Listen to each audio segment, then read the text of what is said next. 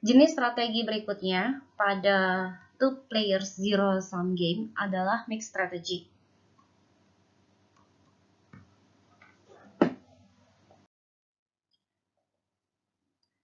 Mixed strategy ini diterapkan apabila kedua belah pihak telah menerapkan konsep minimax untuk mencapai strategi optimalnya masing-masing, namun tidak terdapat titik keseimbangan yang ditemukan. Berikut kita langsung simak contohnya. Jadi misalnya ada dua negara, ya, Cina dan Amerika sedang berkompetisi untuk menjual vaksin dari COVID-19 di negara Dreamland. Sebenarnya pemerintah dari negara Dreamland ini sudah menekan kontrak dengan pembuat vaksin dari Cina. Namun demikian, karena Dreamland ini adalah negara bebas yang memungkinkan adanya free trade, jadi Amerika Serikat akan mengambil peluang ini dan ingin menjual vaksin juga ke negara Dreamland, baik ke hospital maupun ke pihak individual. Berikut adalah profit payoff yang diperoleh oleh kedua belah pihak. Ya, jadi US manufacturers memiliki strategi A, B, dan C, 1, 2, dan 3, sementara Chinese manufacturer memiliki strategi A, B, dan C. Nah, di sini US adalah sebagai pemain ofensif karena dia ingin menyerang Chinese yang sudah mendapat deal duluan, dan Chinese di sini adalah pihak yang bersifat sebagai defensif. Langkah pertama untuk menentukan strategi bagi masing-masing pihak dan nilai payoff dari permainan ini adalah pertama kita tentukan terlebih dahulu apakah terdapat strategi yang dominan. Jadi ini matriksnya kembali. Kita lihat di sini. Bagi Amerika Serikat di sini strategi 2, kita lihat strategi 2 di sini. Ya. Dia mendominasi strategi pertama, ya. Strategi 2 mendominasi strategi pertama. Ya, karena secara konsisten jika US menerapkan strategi 2, dia akan memperoleh keuntungan, ya, yang secara konsisten nilainya lebih besar daripada strategi yang pertama. Sementara strategi 2 ini tidak mendominasi strategi 3. Ya, karena di sini ketika kita menggunakan strategi 2, US menggunakan strategi 2 dan Chinese menggunakan strategi C, dia akan memperoleh nilai 4. Sementara untuk kalau dia menggunakan strategi 3, ketika Chinese menggunakan strategi C, dia bisa memperoleh payoff yang lebih tinggi. Jadi strategi 2 tidak mendominasi strategi 3 karena di sini masih ada nilai, ya, yang lebih besar ketimbang kalau kita menggunakan strategi 2. Jadi strategi 3 tidak didominasi oleh strategi 2, tapi strategi 1 didominasi oleh strategi 2. Oleh sebab itu, strategi 1 bisa kita coret. Ya. Jadi kita tidak include strategi 1 dalam pembuatan keputusan. Nah, sementara itu untuk Chinese, di sini kita lihat Chinese memiliki strategi B di sini, ya, yang nilainya secara konsisten lebih kecil daripada strategi A. Ini kita lihat di sini kalau kita pakai strategi B, nilai kerugian yang kita peroleh sebagai Chinese manufacturers adalah 8 dan 1. Sementara kalau pakai strategi A, ini nilainya lebih besar, nilai kerugiannya lebih besar daripada kalau kita menggunakan strategi B. Oleh sebab itu, strategi B mendominasi A. Namun demikian, di sini B tidak mendominasi C, karena di sini kalau kita menggunakan strategi C, masih ada nilai yang jauh lebih kecil ketimbang strategi B, yaitu 8 dan 4. Di sini strategi B tidak mendominasi strategi C. Jadi, bagi Chinese, strategi B saja yang mendominasi strategi A, dan strategi A dapat kita coret.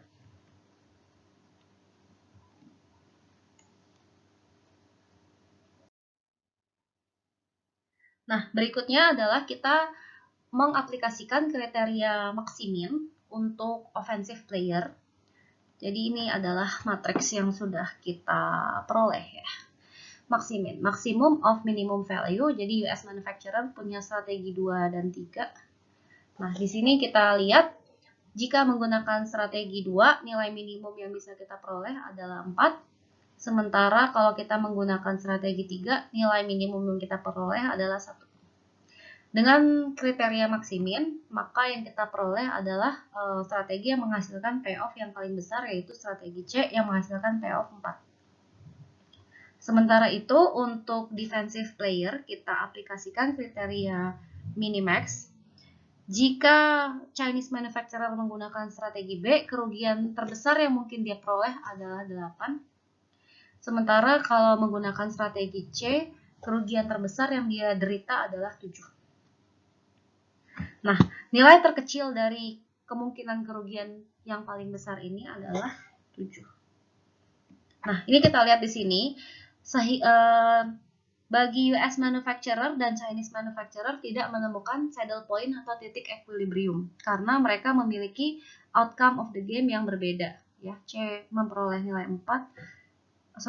US manufacturer adalah 4, sementara Chinese manufacturer memperoleh nilai 7. Nah, jadi akibat dari tidak adanya titik jadi berdasarkan kriteria minimax yang sudah kita terapkan bagi kedua pihak, US dan Chinese, di sini adalah matriks yang terbentuk. Di sini US akan menggunakan strategi 2 yang menghasilkan nilai optimum bagi US adalah 4, sementara Chinese akan memperoleh nilai optimumnya sebesar 7. Ya, jadi di sini tidak ada keseimbangan antara strategi US dan Chinese, tidak ada titik equilibrium di sini. Sehingga yang terjadi adalah closed loop seperti berikut. Jadi, ketika pihak US mengetahui bahwa Chinese menggunakan strategi C, dia akan berpindah ke strategi 3. Ya, karena untuk memaksimalisasi keuntungan yang akan dia peroleh. Namun demikian, karena Chinese ini berusaha untuk meminimais kerugiannya dia akan switch ke strategi B.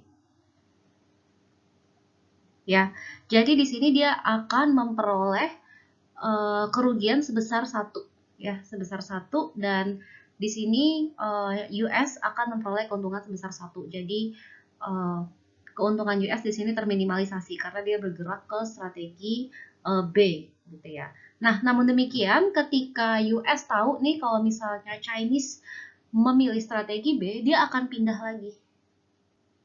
Dia akan pindah ke strategi 2, ya. Dan dia akan mendapatkan payoff sebesar 8 di sini, ya. Nah, begitu juga si Chinese, dia tidak akan membiarkan hal ini terjadi, ya. Kalau dia pakai strategi B dan US menggunakan strategi 2, dia akan menderita kerugian sebanyak 8. Maka dia akan switch lagi ke strategi C. Sehingga terciptalah closed loop payoff, di mana di sini masing-masing pihak tidak memilih satu strategi tertentu, tapi strateginya yang dia pilih adalah berganti-ganti, ya. Dia berputar seperti closed loop, dia berputar-putar di sini. Dan di sini kita mau tahu berapa peluang perusahaan Chinese menggunakan strategi B dan C dan perusahaan US menggunakan strategi 2 dan 3. Karena strategi yang nantinya akan mereka gunakan adalah kombinasi dari strategi-strategi yang ada, namun kita tidak tahu pasti berapa persen mereka memilih salah satu strategi tersebut, gitu ya. Misalnya strategi B digunakan berapa kali dan strategi C digunakan berapa kali. Nah, itu yang akan kita identifikasi di sini, dan berapa keuntungan serta kerugian yang diperoleh masing-masing pihak jika mereka memilih alternatif kombinasi strategi yang mereka miliki. Nah, kita di sini menggunakan metode expected gain dan expected loss. Jadi di sini adalah expected loss yang diperoleh satu pihak adalah sama dengan expected gain yang diperoleh pihak lain. Jadi kenapa di sini bilangnya expected? Karena kita menggunakan konsep probability di sini, ya. Karena kita tadi kan mau mencari tahu berapa persen perusahaan US menggunakan strategi 1 dan 2, dan perusahaan Chinese menggunakan strategi B dan C. Baiklah, sekarang kita akan belajar bagaimana caranya menghitung expected gain and loss yang diperoleh oleh masing-masing pihak, serta berapa persen masing-masing pihak menggunakan strategi yang mereka miliki. Ya. Jadi di sini ada US manufacturer. US manufacturer ini akan menggunakan strategi kombinasi dari strategi 2 dan strategi 3, di mana peluang dia menggunakan strategi 2 adalah P dan peluang dia menggunakan strategi 3 adalah 1 min P. Ini payoff table yang tadinya kita miliki. Jadi di sini apabila Chinese memilih strategi B, ya, apabila Chinese memilih strategi B, maka expected gain yang akan diperoleh oleh perusahaan US adalah 8P.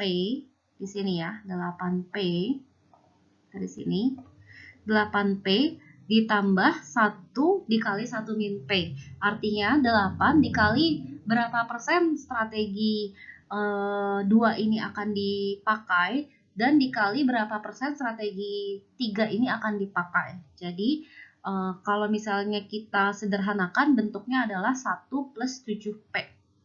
Sementara kalau misalnya Chinese memilih strategi C, di sini expected gain yang akan diperoleh perusahaan US adalah 4 dikali P ditambah 7 dikali 1 min P.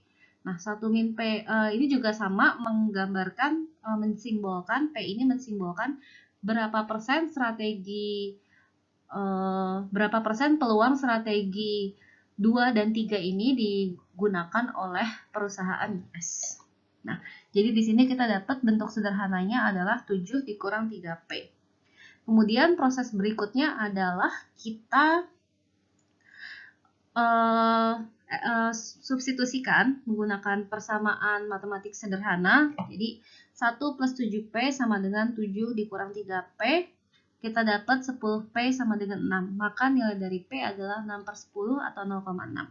Maka kita bisa ambil kesimpulan di sini peluang menggunakan strategi 2 adalah 60% dan peluang US menggunakan strategi 3 adalah 40%.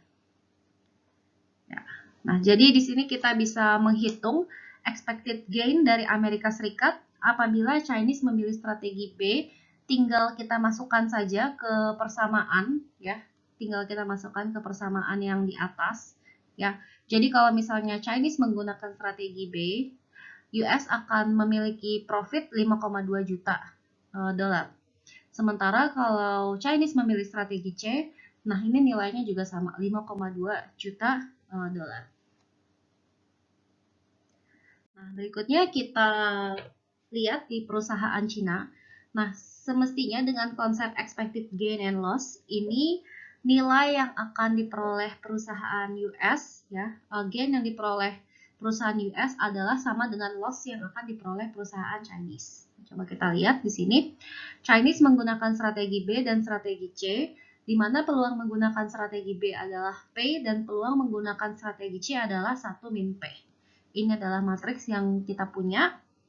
Nah, jika Amerika Serikat memilih strategi 2, maka Amerika Serikat memilih strategi 2, maka expected loss yang akan diderita oleh Chinese adalah 8 dikali P, peluang menggunakan strategi B, plus 4 dikali 1 min P, kalau dia menggunakan strategi C. Bentuk sederhananya adalah 4 plus 4P. Nah, jika US menggunakan strategi 3, maka expected loss yang akan diperoleh Chinese adalah 1P, ini peluang dia menggunakan strategi B, plus 7, yang ini dikali 1 min P. Jadi bentuk sederhananya adalah 7 min 6P. Kemudian persamaan ini kita substitusi, ya. Nah, di sini kita dapat nilai dari P adalah 0,3 dan nilai dari 1 min P adalah 0,7. Nah, jadi tujuan kita menghitung expected loss dari Cina juga adalah supaya kita tahu berapa probability menggunakan strategi B dan strategi C. Jadi kalau kita tentukan expected loss, ini nilai 0,3 ini kita masukkan ke persamaan atas atau yang bawah, ini akan menghasilkan nilai yang sama, yaitu 5,2 juta US dollar loss gitu ya, karena keuntungan bagi Amerika adalah kerugian yang diperoleh oleh pihak Chinese gitu. Oke, jadi kombinasi strategi dari kedua belah pihak adalah US akan menggunakan strategi 2 60% dari keseluruhan waktunya dan strategi 3 digunakan 40%. Sementara Chinese akan menggunakan strategi B 30% dari seluruh waktu yang dia miliki dan strategi C adalah 70% dari seluruh waktu yang dia miliki. Dan expected gain serta loss yang dimiliki oleh kedua belah pihak adalah sama-sama 5,2 juta million dollar. Nah, berikutnya akan ada exercise. Tolong exercise ini kalian kerjakan dulu, kemudian nanti akan dibahas dengan dosen masing-masing di kelas. Jadi ada 2 exercise, exercise pertama dan exercise kedua. Oke, begitu saja dari materi game teori. Semoga penjelasan saya bermanfaat buat kalian. Terima kasih.